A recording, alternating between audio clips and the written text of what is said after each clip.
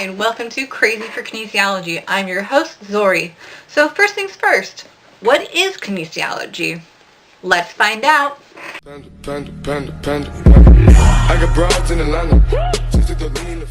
So like most medical terms, we have to break down the word. We break down kinesiology into two parts. You have kines and ology. Kines means to move, and ology means the study of. So kinesiology, you have the study of movement. So now that we know what kinesiology means, now let's start the actual terminology that goes with the study. So up, down, left, right, it's not exactly the same when you're talking in medical terminology. You have up, which is superior or above, or you have inferior, which is down or below. You can remember the difference by thinking about when you're at work. You have a superior, someone who's your boss, and you're the boss's inferior, so you're someone that's reporting to the boss, so you're below them. Then you have left, right. It's not very descriptive when you're talking about on the body, at least when you're talking about little differences between two things. So we have medial and lateral. Medial would be towards the middle of the body, so medial, middle, or towards the center. Then you have lateral, which is out, away from that center. So you would be moving in towards your body would be more medial, whereas you're moving out would be more lateral. So you can say that your sternum is very medial. It is medial compared to your arm. Your arm is lateral to your sternum. Does that make sense? And you have your head is superior to the rest of your body. Distal and proximal. Distal, you're moving away from the trunk of the body. So this would be important if you're having your arm above your head. You can't say that your hand is superior to your head because that's not always true. So that's why they had to come up with different terminology for that reason. You have distal and you have proximal. Distal, you can think of your digits. You use your fingers to dial digits, which are your phone numbers. So I know we have smartphones and we don't do it that often anymore, but it still applies. So digits, digital. Your fingers are the most distal part of your body. Same with your toes. So you're going to go down from your arm. So your shoulder would be the most proximal, more proximal than your elbow. Your elbow is distal from your shoulder because your shoulder is closer to the trunk of your body.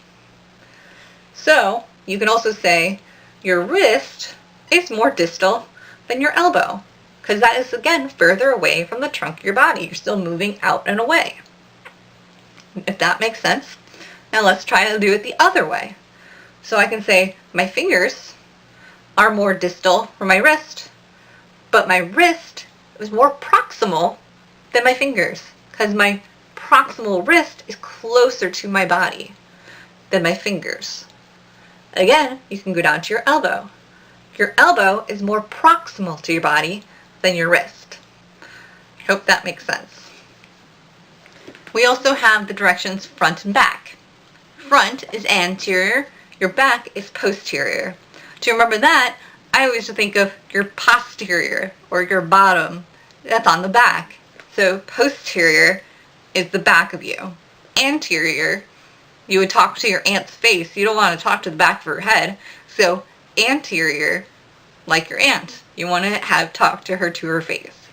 So those are some ways that I remember it. If you have any additional ways, please add those in the bottom here in the comments section. Talk about flexion and extension. Flexion, you can think about, you gotta flex to show off your muscles. But extension is actually when you're opening your arms. Flexion is really the angle that you're looking at. So if I'm looking at my elbow, I am making that angle smaller and smaller. So if you think of a square, 90-degree angle here. If I make that angle smaller, I'm now flexing. I'm going into flexion.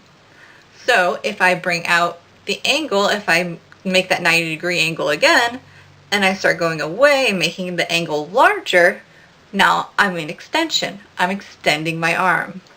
Flexion, shortening the angle. Extension, make the angle bigger. Make sense? Now let's add adduction and abduction.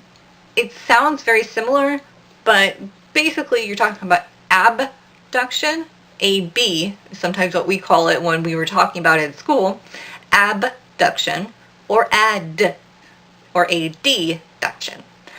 Abduction, you're moving away from the body. So if I'm lifting my arm up like this, I'm moving it away from my body. This would be abduction. If I'm bringing it down, I'm moving it towards my body or towards the midline of my body. That would be adduction. I can also think about it as adding to my body. So those are some of the key factors that you need to know. That's all for this week. Next week we will add internal and external rotation. Please comment below if you have any other ways of remembering these different basics, and if you have any other questions that might come up when you're watching the video. Thank you, subscribe, and have fun learning. Bye.